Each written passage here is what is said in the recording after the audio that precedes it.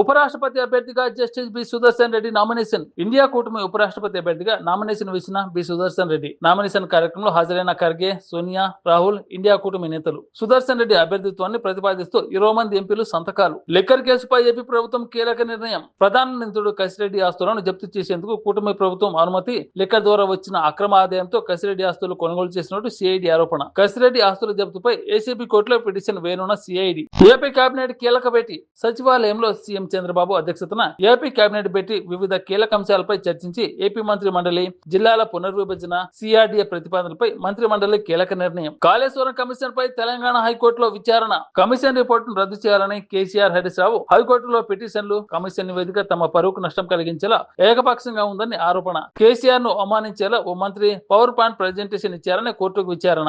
రాజ్యాంగ సవరణపై కాంగ్రెస్ కు ఎందుకు భయం? కిషన్ రెడ్డి. ఏ రాజకీయ నేత అయినా 30 రోజులు జైల్లో ఉంటే వారు పదవి నుంచి దిగిపోతారని వ్యాఖ్య. ఈ రాజ్యాంగ సవరణ బిల్లుపై కాంగ్రెస్ ఎందుకు వ్యతిరేకిస్తుందని ఫైర్. ఈ బిల్లు అందరికీ వర్తిస్తుందని, కాంగ్రెస్ ఎందుకు భయపడుతుందో అర్థం కావట్లేదంటూ చురక.